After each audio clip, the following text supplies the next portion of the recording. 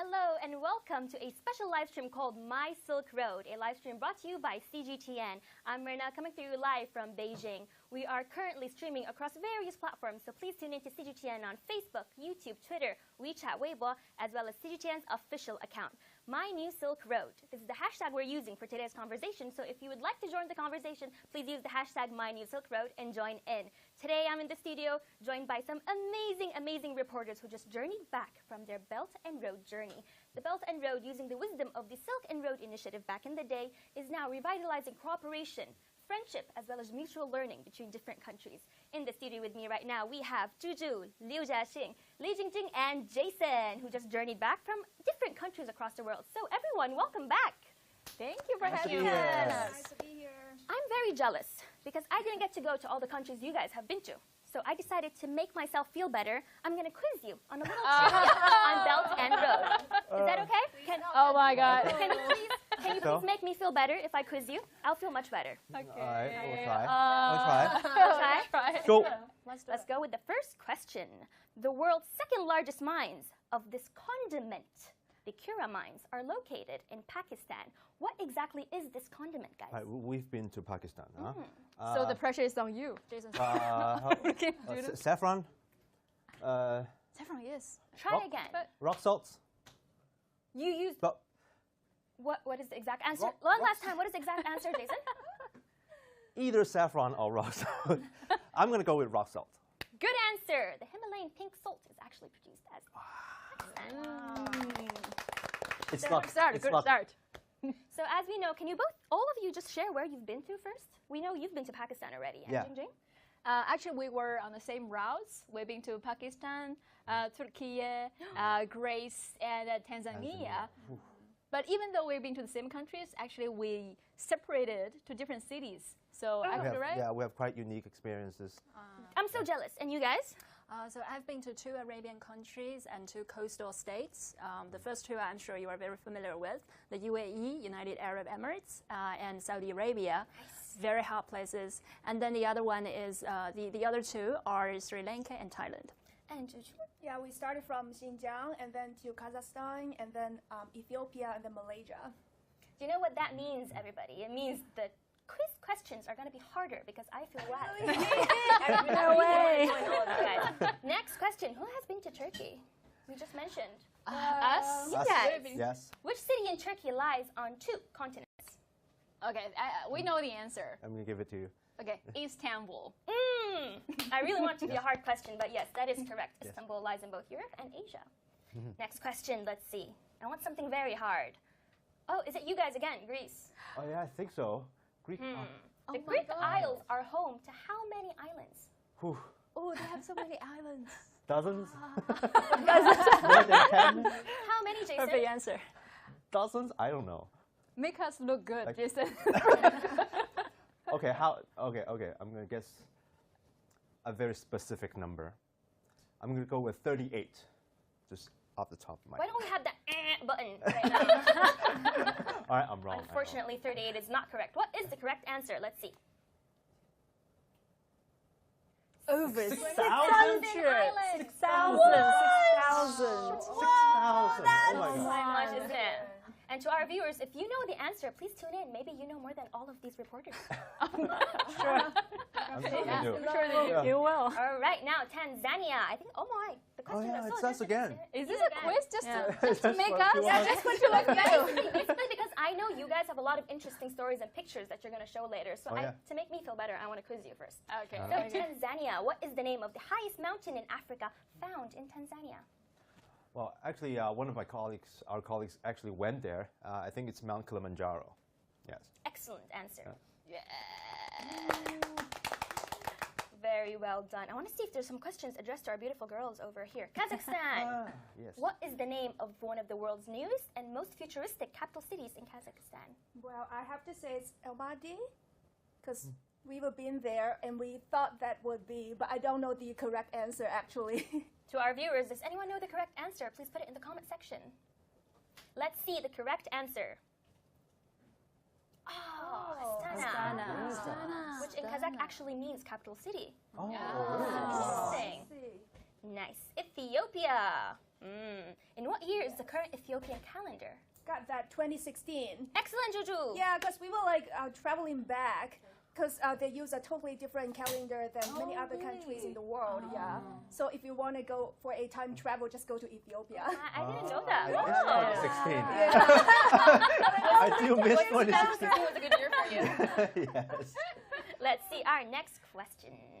How old is the Taman Negara rainforest found in Malaysia? Juju's part. Oh, I have no idea.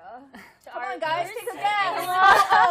How Older old is than the us. typical rainforest? Give us some Older than hints, me. maybe. Some hint, some hint, Yeah. some hint. Maybe our viewers can give us some hint. Yeah. Do we have any comments in the comment section? Yeah. At least 1,000 Leave us years. some 2 comments. million. 1,000 from Jingjing's side. Anyone else? 2 million. 2 million? I don't know. I'm just taking a wild guess. Let's see the correct answer. 130 million years. I mean, you were closest, Jason. Oh yeah, I think I'm closer. You guys Still, are the I'm far, closest. far from that number, but still, I'm closer. I had no Yes. idea. 130. Wow. Jesus. Magical It's places you've all beyond been me. to. I'm so jealous. Saudi Arabia. Oh, Oh, Jiaxin, I think My this is part. for you. Yeah. What is the significance of King Fahd International Airport in Saudi Arabia? I guess it's the most luxurious and the biggest one. Let's see the correct answer. It is the largest airport in the world. Yay. How did you feel in the airport? Did you enjoy the whole scenery and everything inside? Yes, actually, it's a very modern airport. It's even larger than Beijing's Jiaxin airport. Yeah, Ooh. That is very so, yeah. interesting. right. I didn't know that either. But I'm glad you went and had it. You are Raven. You You're go there Arab. for shopping or just Yeah, you can shop there, and it's the largest one, of course. When I first came to this country, I felt like it's obsessed with superlatives. It always wants the best, the biggest, the tallest. Yeah. Yeah. Tallest and everything. Well, Yeah.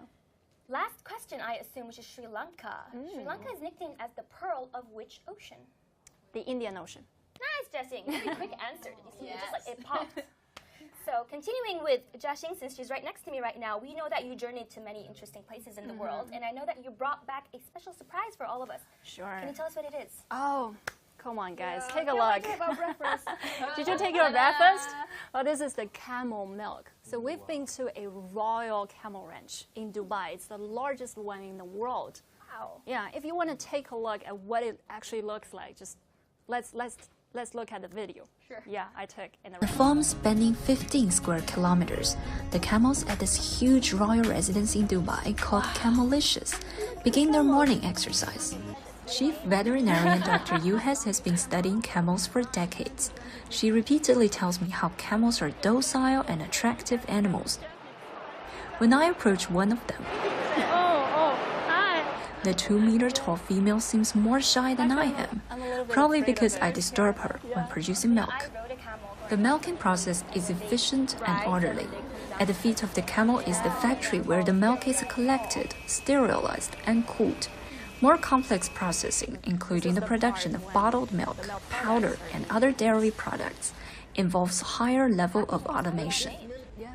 Of the 15,000 liters of camel milk produced a day on the farm, 110 liters of fresh milk are served to the royal palaces every day. Yes, here's How did the it part. taste? How did it taste? Yeah, why don't we take a Maybe take a try sip? Okay. Yeah. We just pick Actually, random one? This is the royal treat. Actually, it's you see, it's yeah. Should be very expensive, right? Camel milk is rare because of its amount. Because usually one camel produces 5 liters of milk. Right. How do you feel it? Okay. Rich, very rich. No, not much difference from other milk, but I don't know. I think to me it's really interesting. But camels are not just animals; they're the crucial transportation in the Asian Yes. Silk Road. Yes, yes. And you know, in the old time, they have to walk through the desert. I'll always wonder. Where are you gonna get the food? Yeah. And now, like The food is right inside of it. Oh my right? gosh. nutrition Yeah. and water. I mean, everything just in one cup. Right? Actually, in the Middle East, how we see camels, sometimes we connect them to patience, because a camel has to walk miles and miles in the desert to transport. Even in Chinese Xinjiang, because I just came back from Xinjiang, they have camels as well. Yeah. So just thinking about the desert ride from desert to desert, from land to land, we usually look at a camel. We go like, look at the camel. What does he represent? Patience. Persevering. Yeah, of course. But also, Xinjiang's camels are different from the Arabian Quite different, camels. yes. Yeah, because Xinjiang's camels have two humps. Two humps. Two humps, yeah. But Arabian camel is dromedary camel. They only have one hump. It's a little bit hard to ride on it. Yeah. I but can imagine. but its milk contains less fat than cow milk. Yeah, you can taste of it. So it's healthy as well. It's healthier, of course. You know, it's quite Yeah. common to drink camel milk in the Middle East, but every time I tell an international friend like camel milk, they're like, can camels have milk? They're already tired enough. Yeah. I was like, yes. Can we drink it? I'm like, yes. And then they follow with the perfect question: do you ride camels to school? I've been asked about that question before as well. Asked, right? I was like, Yes. yes, I do. Yes. I park it outside my school door. Really So hope if you for look at the color of this camel milk, it's actually as white as paint, Wow. right? So it's not like as milky white as the cow milk. Yeah. So this is one of the differences between the camel milk and the cow milk. Actually, when I asked about the question if the camel milk is going to compete with goat milk, sheep milk, and cow milk, this Dr. Yu has in the camel ranch said that it's only getting us another option. Yeah, if we want to have more dairy products. Actually, a camel produces less milk than cow, so it's not going to be a competition.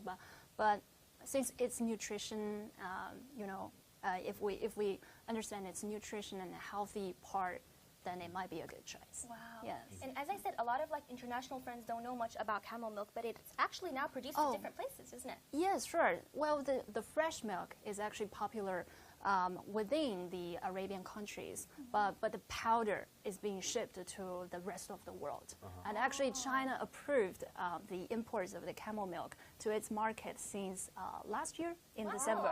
Yes, and after rounds of procedures, this part, this large scale trade just started a few days ago, actually. So I can buy it now in China? Yeah, sure. In the future, order online. Yes, in the future, we're about to see them in our supermarkets. Hey. Yeah, hopefully. Jingjing, we're the only two who finished it. I was so I didn't even join the conversation. You two really enjoy the camel milk. We're soon going to see Jason posting his coffee cup with black coffee with a pinch of camel milk. Would that be your extra thing? Thank you, Jiaxin. That was really, really cool. And we love the video of you and the camels. Thank you. Very cute. Juju, I know you've also been to many different places of the world. Yeah. What have you brought back with us today? Yes, that's like Jason said. You finished the milk. I feel like if you got the Ethiopia coffee, then maybe we can make it into a latte, right? Yeah. So this is what I brought back from Ethiopia. So Ethiopia is is one of the birthplaces, the origin of coffee. Yeah, you can smell it. Look at that. Yeah. It's a floral and fruity flavor. Smells I nice. love coffee. You love coffee too. yes. Right? Yeah. I think we can add that into our milk actually. So coffee is. I think I've woken up. The smell is so fresh. Yeah. Yes. If you want to taste it, maybe you can add it into your milk or something. So it's also one of Ethiopia's most important export cash crop. It contributed to about like 35% of its total foreign exchange revenue last year. And in recent years, more and more Ethiopian coffee is being exported to China too. So if you look at the data, China was Ethiopia's major coffee imports last year with a almost doubled year-on-year increase. And also Ivory took part in their traditional coffee ceremony. So I brought you guys some pictures here. Oh, look at that. Yes. So this is their traditional clothing, if you can see. So normally the host would be a woman, and she's making that coffee for us. And normally they would boil it into this traditional, they call it jambana, and then boil it, and we will be served into these small cups. So normally we would It's in a very basic way. Yes, we would just drink up the coffee to show our appreciation and respect for the hostess. And normally, because this is a very sacred ritual there, so we would need to wash our hands before attending the ceremony. Yeah, so it's quite a very interesting experience there.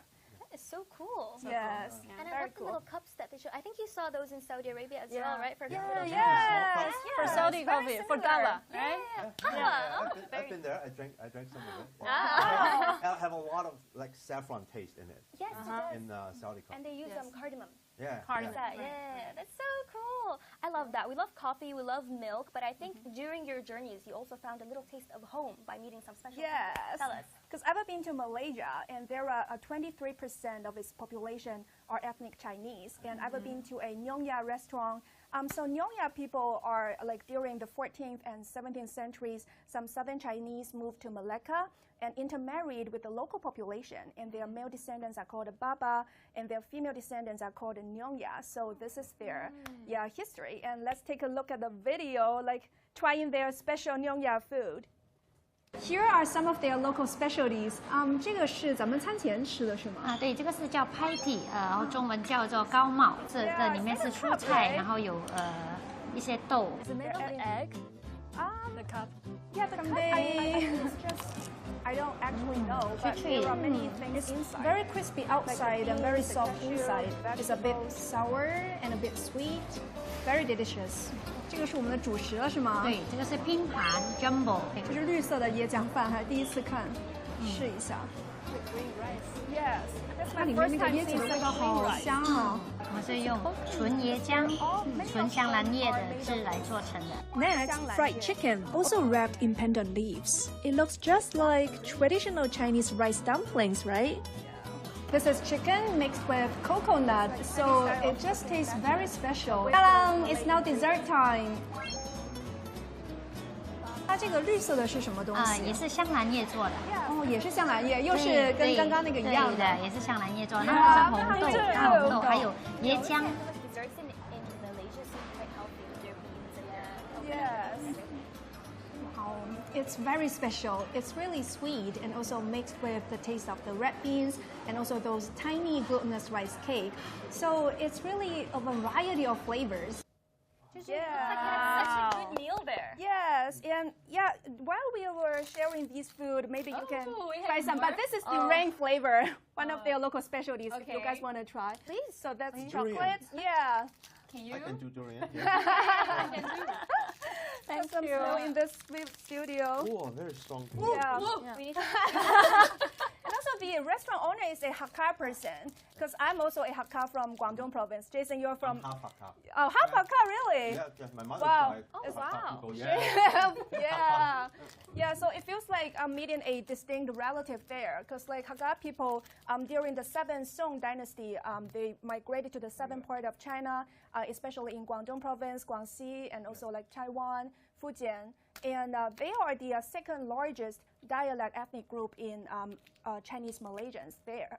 So yeah, it's just feels like meeting a very distinct relative there. And I just feel like they're also very friendly to we Chinese people. Because after we arrived there, we found that we did not have cash, but then we took a cab online, but then we found that we failed to connect to our payment method online. And then we said that maybe you could drive us to a place to exchange money. But then the driver, she's also a Chinese. And then she was like, well, welcome to Malaysia. I could give you a free ride.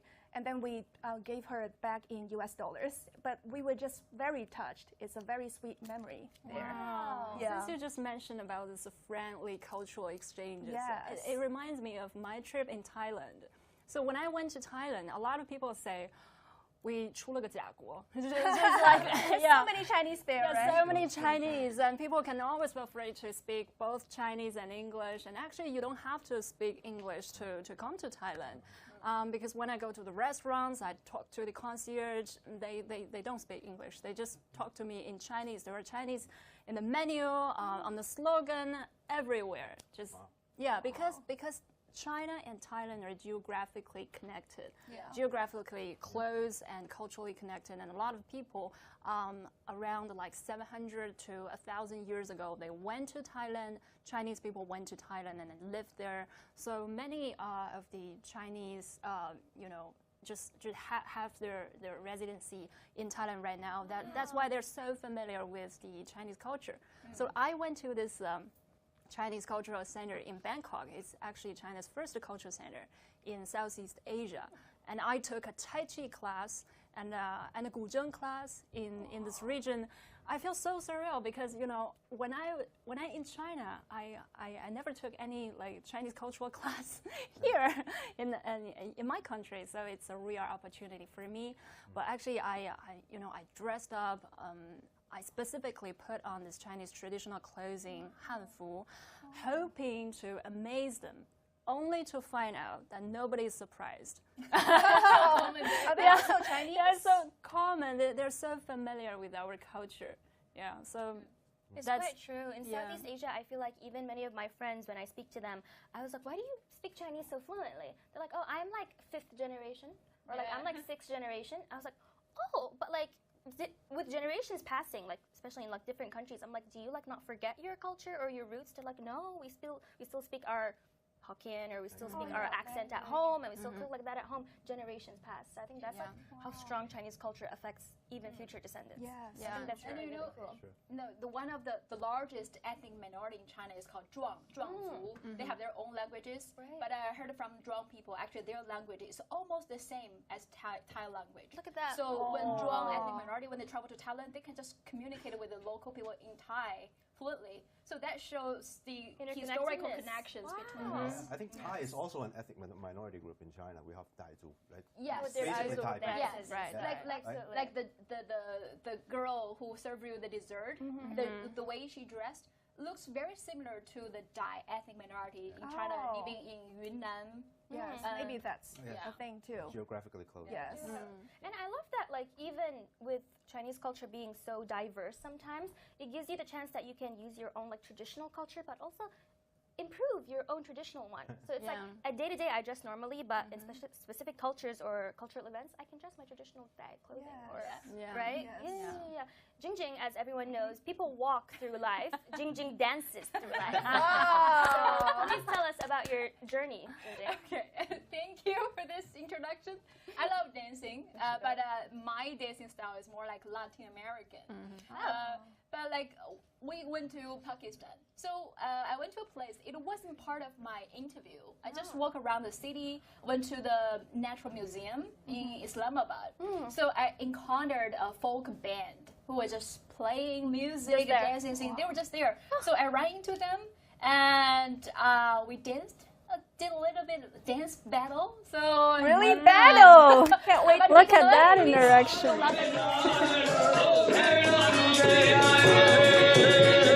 happy.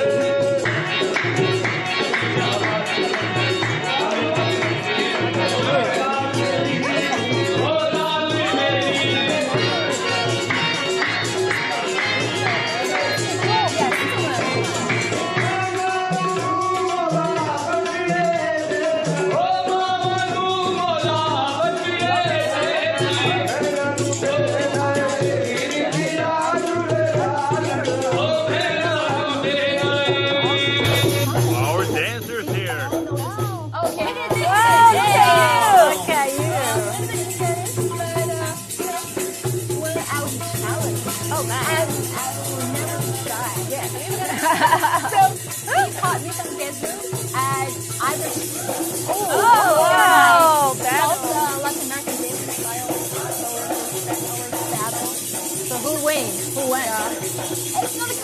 It's not a competition.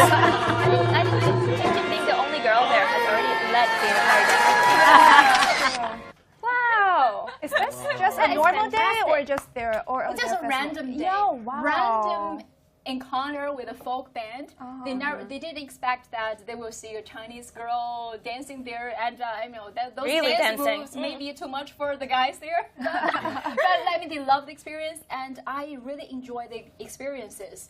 For example, when I posted a video, I found out that's actually a very popular song, especially in South Asia, because someone commented that's like, how do you call it, spiritual music dedicated to Sufi saint. So people in Pakistan, India, Bangladesh, they all know this song very well and they absolutely love it. So many Pakistanis send messages to me, I mean, just to tell me how much they love the music and they are so happy that Chinese people are also enjoying this music. And I mean, how to describe my experience? I was so, why are the people so welcoming? I feel so spoiled, so spoiled. While I was in Pakistan, they will see I'm like East Asian. They will ask, "Are you Chinese?" When they find out I'm Chinese, they're like, "You know, we love Chinese people," and they will all say this Pakistani phrase, "Pak China Zindabad," means Pakistan, China friendship forever. Iron brothers. So that's the phrase, "Pak China Zindabad." So they all bring this, teach me this phrase. They love seeing us, and it's the same when we go to Tanzania. When I tried the Tazara line, which is the first railway connecting Zambia and Tanzania, and it was with the help of China in 1960s. You know, back then China was very underdeveloped, but it still give whatever it has to help African nations. So when I went to Tanzania, everybody, when they see me as a Chinese, they would say, "Oh my God, Chairman Mao, we love Chairman Mao," because Chairman Mao initiated this project, yes. right? Yes, I'm sure you have the similar His experience, portrait right? was like hanging very high on their office. In their office building. And together with the portraits of the leaders from Zambia and Tanzania, because it was those three leaders initiated this project. Everybody knows the story. Everybody knows the history. So when they see Chinese people, they say, "Chairman Mao, we love the Tazara Railway," and that help us to finally, you know, have the commute. Right. And not only it helped the local people to commute, it's a major transportation to bring their natural resources to the outside world. So it really helped the local to develop the economy. So everybody will come up to me and take a selfie with me. I posted some of our selfies on my Twitter. For example, this is me taking a selfie with the kids taking the Tazara Railway. And someone posted, said, this Chinese reporter looks like an ambassador of the people. Wow. And that's what we needed the most. Especially in our current world, we are facing a very challenging world. We need people-to-people exchanges so we can better understand each other. And all of them will jump to my camera, ask for my name. Look at that. Take photos. So they're so superstar. friendly. And they're very curious too, because I was on Tazara line. Yeah. Yes, you were. Like you, right? I went to the first time called Mwakonga, and then I was talking to a bunch of little kids, and they were like so curious but shy at the same time. So I have a very curious scene of seeing all of them brainstorming what to ask me. And then one ambassador would walk up to me and like, "What game do you like?" I like ping pong. And then she should run back and brainstorm the next question again. And then she's come back like, do you play football? I'm like, "Yeah, you want to play together?" And she ran back to brainstorm again. It was very They saw fun. a handsome big brother in front of them. Handsome They big brother. didn't want to go ask the question. Yes. So did you guys play football together? I don't play very well. They play very well. I was quite embarrassed to join. We did film some of them playing football. And as you said, the Tazara line really brings the economy along the route together. Right? We see a lot of people like selling local produce along the way. So the Tazara line really created a lot of economic prosperity along the entire route from Tanzania. Yeah. And as I know, something else really surprised you there. Can you tell us what it is? Oh, yeah. Well, before we went to Tazara line, okay, I'm going to introduce some of my souvenirs that I bought. Okay, after Jingjing stands, my part is going to be such a letdown. You can show us while dancing. You can dance here. And then you dance here. And then everyone's going to be like, yeah. No, I'm going to kill the live stream. Right, back to the topic. I bought this passport cover in Tanzania in the airport gift shop. And the story is really the reason why I bought it. Because I walked into the shop, I saw this shop owner lady. I think we can play a script while I talk about it. She just came up to talk to me in Chinese. She wanted to practice Chinese. And she took learning Chinese to a whole other level. First of all, it was quite normal because a lot of shop this owners one, do learn some Chinese. This one- this one is, pages of Chinese. I'm very well. Alien. 我很好。我很好。 Ended up having 我 such a 很 good 好 time that I 你呢 Nina? felt What like I about have you, lots right? of bicycles. Yes. And, for me to remember that. this, so that's how why to connect I it? bought this passport. 我也很好。我也很好。 I'm also very well. Thank you. Tanzania to learn Chinese? Well, I think so because when we went to Tazara station, I think we both interviewed that guy. Because when I went about interviewing people, I felt that the language barrier would be huge because the locals speak Swahili and I don't. Oh, yeah. And then a guy just straight up walked up to us and say,我叫 Timothy, 我们会去 Zambia 踢足球. My name's Timothy. We're going to Zambia to play football. I was like, how come your Chinese so good?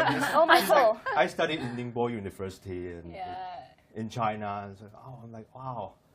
So that's new. Like I never expected to meet someone who speaks such fluent Chinese. Wow. So, Yeah. yeah, that's always, like Jiaxin has said, it's always heartwarming to find a bit of your own culture in another country. Right. It's very impressive. It's very heartwarming experience. And it feels so easy to blend in instantly. Yeah. We met with many everybody. people in Ethiopia, they can speak Chinese too. And they are like saying hello to others, like ni hao, and a group of people like shouting ni hao, ni hao. We are just very warm-hearted. Yeah. That's interesting because growing up in Jordan, we have Arabic and Chinese Arabic and English as a second language, and we pick French in school as like the third extra language. Many years later, I did some research online, and they were like, schools have now given students the choice. You can either choose French or Chinese as the extra third language, and many are choosing Chinese. And when I asked them why, they're just like, oh, I like Kung Fu. Oh, I like Japan. Or, oh, my dad told me it's good for future. So I'm like, do you know why you're learning Chinese? He's like, no, but I need to learn Chinese. So I guess that's why. I think starting at a young age is important because Chinese is very difficult to learn. So it's good to start as a kid. But anyway, just to share this, since we are on the same topic, in Pakistan, many of the local staff also speak Chinese, but they didn't go to school to learn at all.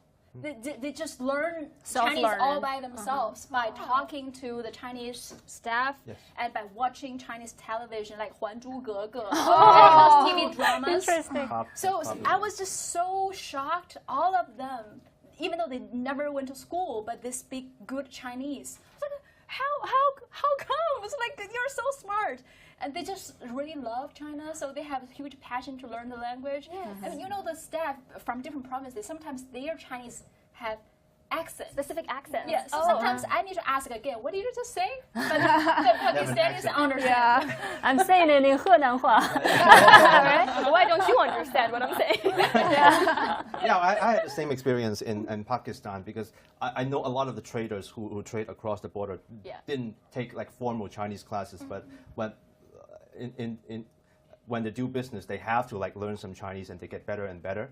And then a lot of traders along the way call me 兄弟, right? Brother. That's the phrase, that's the term that we use for each other, right? Between China and Pakistan, even sometimes on an official level, right? Our officials call each other like Iron Brothers, right? Iron Brothers. Brothers. And a lot of traders along the way, they trade in, I think, first of all, rock salt, which apparently is the most popular mineral. I just learned about that. It's embarrassing. And they also trade in carpets and quartz and then gemstones.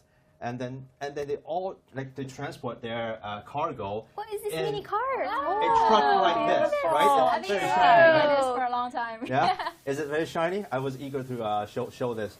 This is actually quite a faithful representation of what a Pakistani truck would look like on the road. Like very shiny, very colorful, very flamboyant. It's a feast for all your visual senses. Actually, I have a small clip to show. The original version About of this that. mini Yes, truck. let's take a Oh, okay. Let's take a look. It's easy to recognize a Pakistani truck on the road. Flamboyant is sort of an understatement. This truck art culture, popular throughout South Asia, makes driving along the Pakistani section of the Karakoram Highway a unique experience. I just feel like the truck drivers have some sort of a competition of who gets who have the more flamboyant decoration on their truck. And a lot of traders told me that the Karakoram Highway, which we rode on, really provides a more convenient way for them to do business between Pakistan and China, because otherwise they have to go through a very long sea route that have to go through the Strait of Malacca and Southeast Asia. So the Karakoram Highway really provides that connectivity for them to conduct business, and that really goes back to the connectivity of infrastructure that we've been talking about, that was laid out in the white paper. And I think the highway is a prime example of that. As I talked to the China Road and Bridge Corporation, the original builder of the Karakoram Highway, they told me that they've just finished the phase 2 of the highway, finished in 2020, despite technical difficulties in the pandemic. It's inside Pakistan, over 100 kilometers long, and it's expected to make trade within the country a little bit easier. Wow. No, absolutely. There's an ancient, I've shared this before, there's an ancient Arab proverb that says, which is seek knowledge, even if it's as far away in China as it could be. This is an ancient Arab proverb from the Silk Road. They mentioned it, just to mention like the relations back in the day. But the thing is right now in Belt and Road, in 2023, we have seen that the Belt and Road Initiative has signed over 200 projects with 150 countries. So I think this is the knowledge exchange that we're talking about. It's like, if I have some interesting knowledge, I'd love to share it with you. And I think you can really see that in infrastructure. Yeah, sure. You've seen that in your trips as well, right? Yes. Absolutely, yeah. So can you guys tell me more about that? Sure. It's also prioritized, right, by the white paper, also by the BRI, right? So infrastructure really brought this tremendous change to local people through bridges, schools, hospitals, and also some technician support, right? So I've been to this United Arab Emirates, and in its capital, Abu Dhabi, there's a huge project called Bab Oil Field, and it's been completed. It's the only one that's been completed during the pandemic. Wow. In local, when signed with this NOC oil company in the country. Because this whole region, if you look at it, like 60 years ago, 50 years ago, it's still a desert village. It's no different than a desert village. But now it's like pretty modern and almost the best, the vastly developed city right now, right? Wow. Rapidly, That is really, so cool. the development over there. That's all sparked by oil. Yeah, so the oil is the source of its wealth. But locals just felt like it's not enough. We just want to expand this project and make more oil and bring more money about They also it. have the Vision 2030 of Saudi Arabia, which Yes. is also in cooperation with Yes, BRI yes. as well. Yeah, so they need more nice to see. cooperation with Chinese companies. And in this part, maybe we can take a look at my package. Yeah. This is Abu Dhabi in the 1960s, and this is what it looks like in 2023. Similar changes can be seen throughout other parts of the United Arab Emirates, all sparked by the discovery of oil. Because of the sulfur contained in the oil, one of the biggest challenges So the working in the really field harsh. is hydrogen One of sulfide the, leakage. So this little gadget the over here hazards is necessary is gas because it can tell me if I'm in danger Yeah. after a concentration of over 10 ppm of this the part, that hydrogen little gadget over sulfide, there because can over detect the 1,000 concentration ppm will of the cause hydrogen direct sulfide acute poisoning exceeds followed by the death safety in just a level. few seconds. Yeah. So my The detector detector went must off, be actually. sensitive enough to buy time for escape. 快走，快走，快走！ Yes, my hydrogen sulfide detector went off. 嘉欣，小心点。 This If is I not stay there occasional. for This is like over a inevitable. minute or so, That's why it's imperative I for might just everyone head to the way. fully understand its dangers and be prepared. 在现场遇到情况下，就是这儿报警了，我们第一的反应呢就是屏住呼吸。 But you can always make some self-rescue. The entire self-rescue process actually only takes 10 seconds. But this is Put far this from the mask hardest on part. and breathe normally. Then you're all fine. What challenges lie ahead? Let's say, you know how it feels like to be in an oven. This is and it's CPEC's extremely staff hot. camp. Even at dusk, the Scorching sensible temperature can climate. reach Yes, as in the high as Middle East. 42 degrees Celsius. Rest is important. and so is air conditioning. Yes, it's scorching. Entering any boarded up house, you can switch from fire to ice approaching, instantly. Let's say 4. I feel like I just came from the oven to the It's refrigerator. the best season in It's so Beijing, cool but still here. the hot season in the Middle East. You see, you're wearing the sunblock jacket. Sunproof jacket all the time. Yeah. Don't get me wrong. It's not cold at all. It's just too hot, and we must do this protection, all-round protection, all the time. Yes. Yeah. Sometimes the temperature falls as high as 50 degrees Celsius, even in fall. So the best travel season might be in the winter. Yeah. Yeah, I mean that's common in the Middle East and especially in the Gulf countries where the temperatures can get really high during the day, so that people always like come out like after the sun set. Yes. Because it's too hot to work. Right. during the day, Right. Yeah. And I know that in Pakistan and in Greece, you've also had some very interesting encounters with the infrastructure situation over there. Could you guys tell us more about that? For example, Pakistan, it's a crucial. Pakistan is a crucial iron brother, ally partner with China, and China-Pakistan Economic Corridor, which also is the CPEC. Called CPEC. It's actually the first project for the BRI. So I went to a power plant in Sahiwa, the city is called Sahiwa. So there's a coal-fired power plant. It was the first project completed under CPEC and also BRI. So, and a lot of people outside this region, those who don't understand the relationship between China and Pakistan, they think it's just Chinese company coming here to exploit, and they just bring their people to take their resources. But when I went to the plant, it's completely different, because when you look at the number of local employees, keep growing. Now it's 80% Pakistani employees. And recently they promoted several very well-trained local employees to leaders positions as well. So why they did that? Like first when they went there, they found out the country, because of lack of certain trainings, locals' lack of talents in running power plant. So they started with training. And many of the employees have been working with the plant for 7 years, like all from the beginning.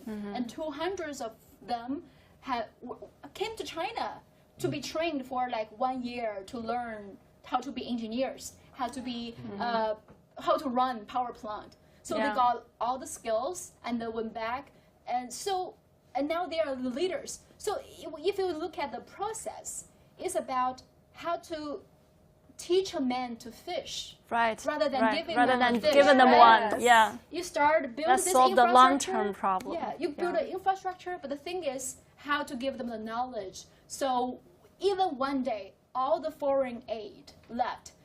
All the foreign countries, or even when China's employees left Pakistan, they can still live on their own feet. Yeah, that's the crucial part of those projects. I mean, more than infrastructure, and that's actually the same experience in the way like China lifted people out of poverty. Yeah, sure. Poverty reduction, that's also one focus of the white paper. So just as you mentioned, in this Bob oil field project, people are recruited from over 28 countries. And in the maximum number of employees exceeds 11,000. Wow. It's not just Chinese people managing them. It's they managing them themselves. And they have this one team, one goal culture, so that people can unite and kind of work towards the same goal and make it happen. You know, it's the only project that's been completed during the 3 years of pandemic. Yeah. So that's that makes the client really satisfied. Yeah, and I think a lot of the kinship, the bonds among the common people that we talked about so much for the past half hour, really is helped by all of these infrastructure projects really benefiting the local population, leaving a very good impression and really having to respect the local culture and the local economy. The same thing happened in Port of Piraeus in Greece, which I went to. Well, it has, I think, 2,000 employees, including management, and only 12 to 15 of them are Chinese people. Wow.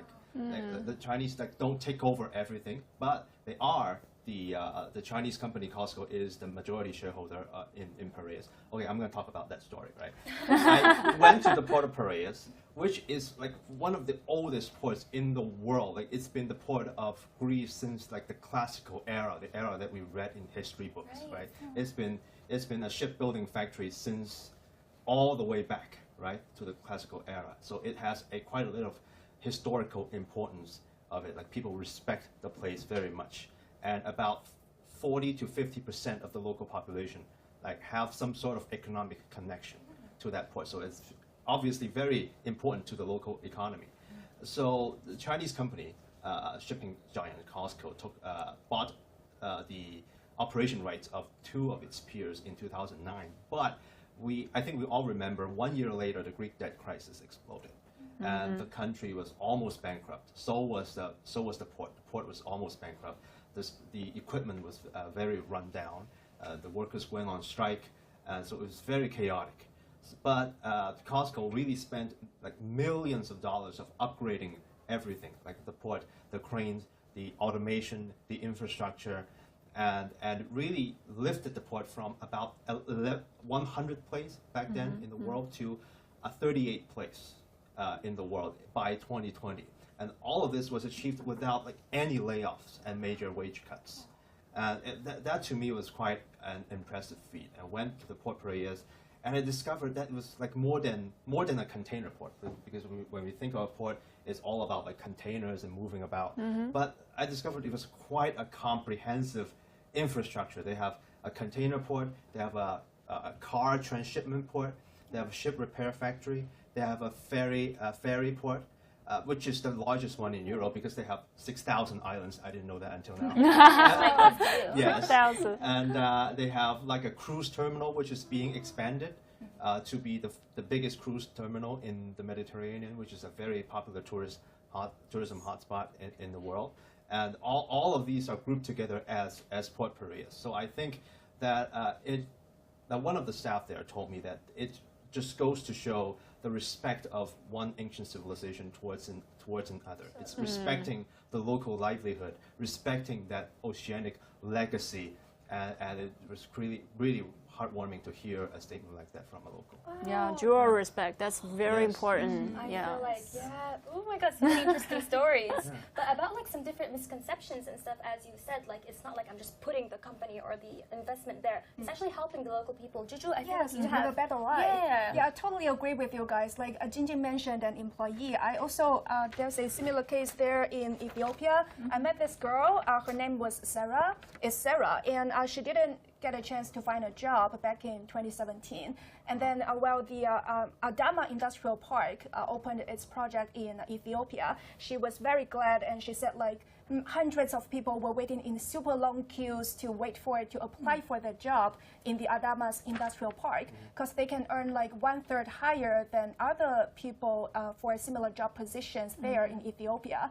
And that really created like about 8,000 jobs for local people, and they are expected to expand the workforce to around 20,000 in the next 2 to 3 years. And also Sarah is the lucky one. She was sent to China for a half-year training for free, and then she's now a senior manager now, so she's just very happy for her position there. So it really is like give a man a fish, you can feed him for a day, but if you teach him how to fish, you can feed him for a lifetime. Yes. That's really true. Yes. Yeah, and you know, in Africa, China has built many projects, like about over 10,000 kilometer-long railroads, about 1,000 bridges, and 100 ports. So all of these funding, they're not like debt trap. They're really helping the local people to live a better life. Yes. Sure. Yes. Yeah. Absolutely. And you've all seen it being there. It's not like what we just perceive from the media or from the news. When people saw you guys, they were really excited to see you and share their stories as well. Yeah. They're very welcoming to Chinese people. Yes, yes. so nice. That's because Chinese has brought them with this tangible benefits, tangible gains to local people's livelihood. So similar story I've heard from Sri Lanka is that Chinese scientists helped them to solve the water problem. This is an island country. It's not short of water, but it's short of clean water, clean and healthy water. So in some remote areas in the central and the northern Sri Lanka, people simply filter the surface river water, and drink it directly. So that makes Sri Lanka the country with high incidence of chronic kidney disease of unknown etiology. Yeah. So this Chinese scientists got this kind of letter for help, and they requested directly and help to send a team locally and to find out the reason that caused this disease and give them this critical water purification technology. So right now, over 5,000 people living in a village in the remote area of Sri Lanka can now drink clean water. Wow. Yeah, so that solves the problem from the very core. I think it's also part of one of the BRI goals is like, obviously other than long-term peace, it's also to create a beautiful green environment for everyone. And I think in China, like I've just came back from Xinjiang, they're recently doing a lot of researches as well for how to make this ice-capped mountain be better protected, as well as how to make the desert better protected, as well as that leads to how the water and lake reservoirs are protected to maybe in the future have some seafood in there. So I think with China expanding its knowledge for its own climate, they also take this knowledge and share it whenever they see fit in different countries such as Sri Lanka, such as Pakistan or other different places you visited. So I think that's the mutual learning and keeping up with each other's pace. I think that's like the beautiful part of BRI, and I would say. Yes. Right. I know that green innovation. Green innovation. Yeah. One of my favorite, this is so random, but one of my favorite animals is elephants. Jiaxin tells me she has a specific story related to that. So well, this is my part now. So when we were in Sri Lanka, the place's ecology is so good. We not only have like monkeys, birds, and lizards swimming in the river. That's the first time ever I saw a lizard swimming there. I thought it was alligator. Yeah, but then it also has a large quantity of elephants, Asian elephants specifically. So this land has the world's first elephant orphanage, and it's among the largest. The second one is in Kenya. Yeah, so this one mainly holds the lost and unweaned small elephant babies. But then, over the past 4 decades, these babies grew up and stayed and multiplied. So right now, this garden has about like 70 elephants, and it's open to the tourists. So you can interact with the elephants up close. My next trip. Yeah. Let's take a look at the video. I have a video. Okay. How cute! Oh, look at them.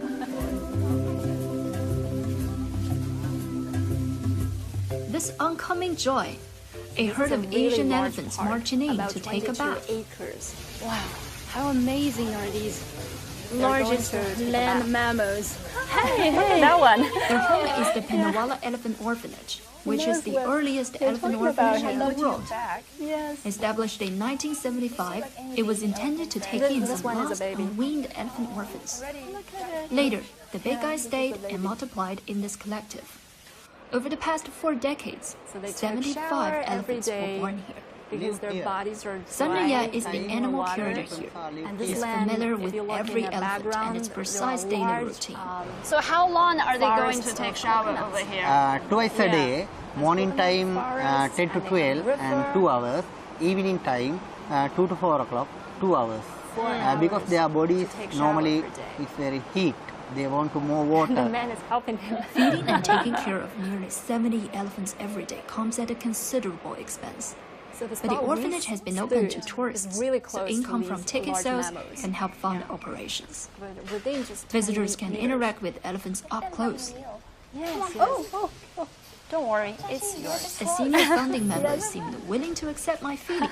This is one of the oldest you want more? in the park. Okay, here you go. She's 60 years old. Yes, One 60 more? years old. Oh, she loves bananas. Sandhya says an adult elephant eats over 400 kilogram fruit every day, most of which are fibers such as coconut leaves, palm leaves, and bark. So It means their waste can be turned into treasure.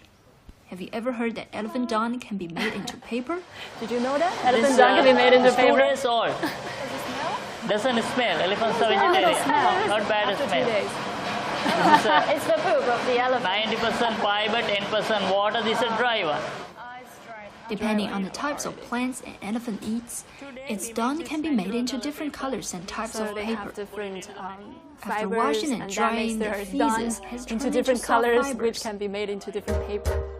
The survival of elephants in Sri Lanka has These are all experienced elephants ups and within downs. this park. The initial population stood at more than 14,000, but due to human expansion and hunting in the last century, that number plummeted 90%. Since the new millennium, the number has increased again to more than 7,000. Very docile animals. Beyond this park, many other efforts were made by the local government and volunteers really who hope to cute, see the day tourism when Sri site. Lankan elephants are no longer categorized as an endangered species. Look at that, I love that. They're a couple. Yeah, it's so. Yeah, I asked the same question. Yeah, it's like this. You guys nailed it. Animal. I actually went to an elephant orphanage in Zimbabwe. Oh, Zimbabwe, yes, Zimbabwe. yes. I thought they're so intelligent because when they walk, they always take a walk during the day, right? So I saw that the adult elephants always walk in the front and back. And the smaller ones always the walk smaller in the ones are. Yeah, you must have observed the same thing as well Yes, because yes. they're just so intelligent. Wow. And then just helped us understand like animal society and even something insights about human society as well. We always protect the youngest and the most vulnerable. So it make me stand, I think, more firm against illegal poaching, which led to the orphanage situation in the first place. Yes. Yeah. So actually, you saw the African elephants. elephants, Yeah, and yes. actually there are differences between African elephants and Asian elephants. So the African ones, if you look at the adults, they are larger, they are taller, and usually the tallest point is at their shoulder. Yeah, so it looks, wilder, right? More stronger, actually. Yeah, but Asian elephants, the toppest point is at their head. Yeah, smaller. Yeah, usually. Fun facts about elephants. ladies Yeah, and fun gentlemen. facts. Speaking of, you both mentioned Africa. You had a great time being there. I love the experience. Yes, and your people online also felt like all your pictures and your videos very moving. Oh, thank you. They love that. Like I mentioned, because of the clothes. I mean, everybody was so welcoming to the Chinese people. Sometimes it's not necessarily because we are fabulous people. It's because of the generations of Chinese people providing solid, tangible benefits to local people. It's because of all those Chinese companies, Chinese employees building bridges, railways, and improve the local economy, improve their lives. So our reputation was actually built by those generations of Chinese people before us. For example, the Tazara Railway, the first railway connecting Tanzania and Zambia to defeat the Western imperialist power. I mean, 60 or 70 Chinese engineers died building that railway. They died in Tanzania. They have a huge cemetery for all those engineers passed away building the railway. Pay respects for the efforts made. They left there. I mean, they built it in the 60s, 70s. Imagine that time. There were no basic necessities, and many of them died in the first 1 or 2 or 3 years building the railway, passed away in accidents. So the local people know that. Yes. That's why when they see Chinese people, all they think of are the good things. That's why we're so welcome. So it's because we have to give huge appreciation to all those Chinese engineers, Chinese companies to doing this work for us, right? Yeah, we went to the cemetery and we heard a lot of story of how they passed away. I think one of the experts died of colitis, which is a very treatable disease. But back then, the medical condition was quite poor there. So back in the 60s, when we all built that railway, I think we also sent a team of medical doctors to the island of Zanzibar, which is also part of Tanzania, and the team has been stationed there ever since. Like they rotate every year, and then we have the 32nd batch of Chinese doctors stationed there right now, and they're still the last line of medical defense because like the locals, if they get sick, they go to a district hospital, and if the problem doesn't get solved, they go to a higher level hospital, and then if everything else fails, they go to the Chinese doctors in Zanzibar. So they are the last line of medical defense. I actually went there and see an operation being performed, and the Chinese doctors really showed a lot of the local doctors how to use a laparoscope, which is a minimally invasive technique, and which is not very popular in Zanzibar yet, but the Chinese doctors really imparted that part of techniques to to the local doctors. So they helped raise all the medical standards there, and it's a program that's persisted to this day. For years. Yeah. Just to add to his story, I mean, there are many foreign medical teams in Zanzibar from different countries, but so the Chinese team is the only one staying since the 60s. Oh, yeah. They've been staying there for over 60 years, non-stop. Every year they will change to another team, and they're completely free. They're providing the medical training and supplies, medical equipment, all for free. Because there are other countries' medical team, they went there for the economic benefits. The Chinese team are staying the longest, completely everything donated. So that's the difference. That makes me quite, I wouldn't say emotional, but actually I don't think anyone could guess. My grandfather was from China. Was actually one of the doctors who were sent to Tanzania back in the 70s. Really? Wow. I still have pictures of him in Tanzania, and it's so funny because I speak Chinese with my grandpa, but back when he was there, he learned some English. And every time I speak English like my siblings in front of him, he's just looking at us. And I was like, he doesn't understand. And my sister's like, I'm sure he understands. When he was in Tanzania, he must have learned some English working as a doctor. And until now, he's already almost 90 years old, and he still remembers back in the day when he was young. Wow. And he says back then even locals were very welcoming, and they were just very happy to see them come. Yeah. And I think that was the same as them seeing you guys visit their countries as well. Yes. That's really interesting. Yeah. It's all connected. Listening to you speak, I was like, wait, I feel like right? There's some connections. Yeah. Wait, can I just take a little time to show some souvenirs I brought from Tanzania? Oh my God, absolutely. I'm sorry. Yes. Since I mentioned I love Africa. I mean, everything I saw, I just want to buy. I mean, there's so much. But my luggage, girl does. Yeah. But my luggage was already overweight, so like I have to choose a few things. But this, I think, is very unique. This is a jewelry box. Very pretty, right? You have paintings, zebra paintings, and we have elephants. So it's made with stone, and you can see it's in the shape of the map of Africa. So you will see the name. You will see the name of different countries, exactly where it located on the map, like Nigeria, DRC. So I bought it from Tanzania, right? If you look at Tanzania, this is a button. You can take it out, and when you take it out, what's gonna happen? We have surprises. You can open it. Wow! These are the jewelries I bought it from Tanzania. Yeah. So I mean, I love jewelries. All the girls. So like, this is the bracelet. Look at that. Bracelet. Oh, look at that. Cool. Oh my goodness. This is an earring. Very I think suits you as well, Merna. Wow.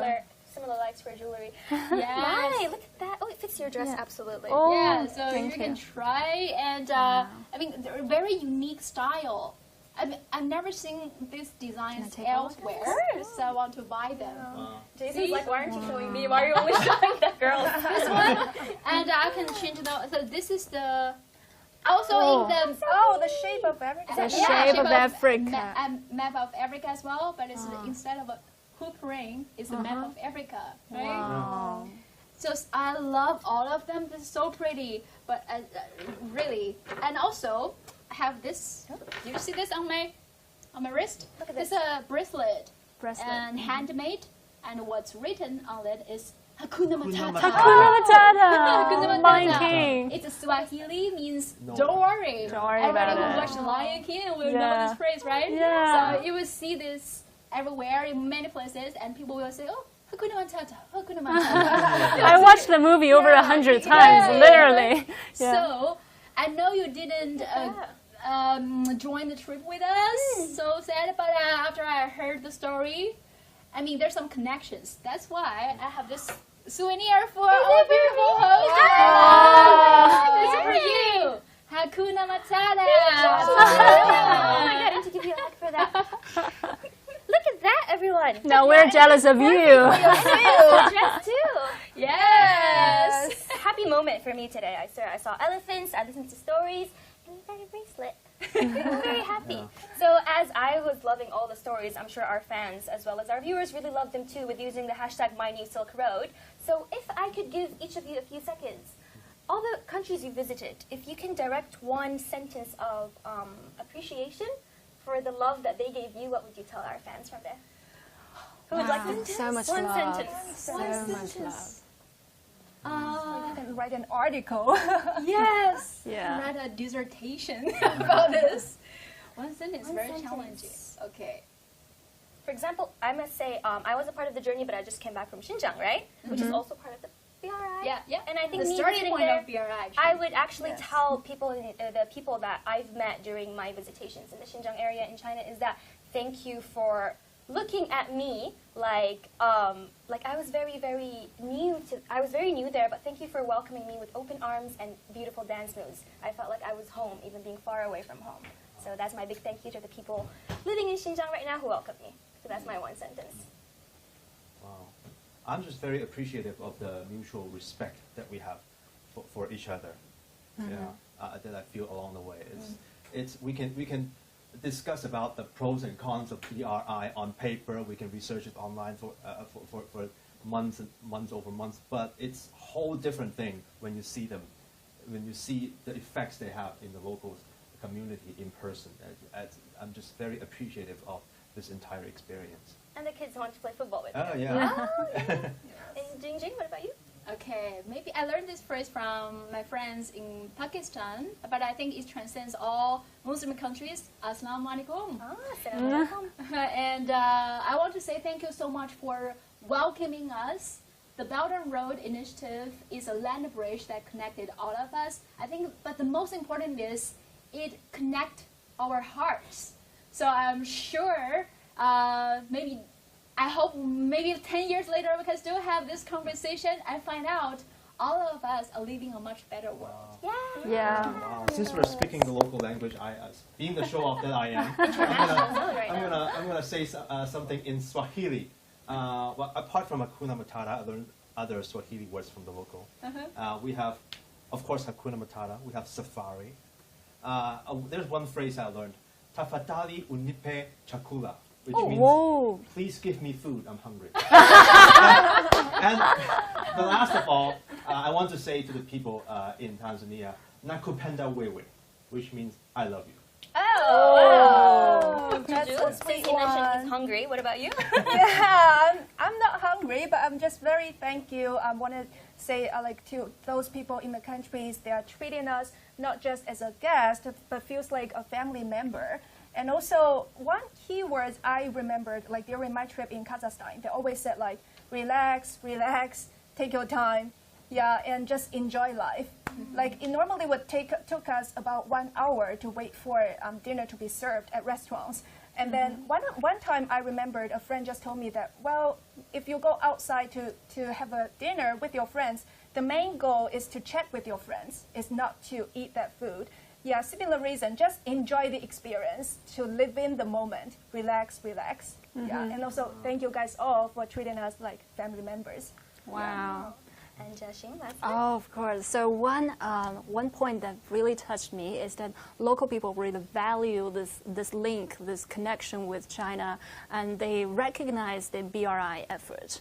So I just want to say thank you to all your treatment, for your welcome, warm welcome for us, and also they value this as a long and a sustainable effort. So if you look at 10 years in this time range, it's a long range of time, of course. But if you look at it under the picture of building a global community of a shared future, then it only sits, this 10 years, a decade only sits at the very beginning of this long journey. And local people just wish our, friendship to be sustainable, to be long in the long term, right? Wow. So I really want to say thank you to all of their friendliness and yes. I even forgot to mention Saudi Arabia. This part of the country, this country is really hot as its climate. They treated us as hot as its climate, really, yeah. Wow, that was absolutely amazing. We've all got to see the BRI countries through the lenses of all of our lovely reporters. I think there's usually a space between people and people, country and country. And after sitting with you guys, I think the space is filled with a beautiful meal, finding home in another country, a glass of milk, and little animals that you encountered there. beautiful dance moves in Pakistan and Tanzania, as well as talking in your own language in another country. So I think with that way, the space is filled and the gap is closed. So thank you so much for joining us today, and a big thank you to all of our lovely reporters for sharing all of their amazing stories. If you would like to see more from CGTN, please tune in to our Facebook, YouTube, Twitter, Weibo, WeChat, as well as CGTN's official website. This is Merna coming to you from Beijing, and thank you so much for joining us. See you next time. Bye.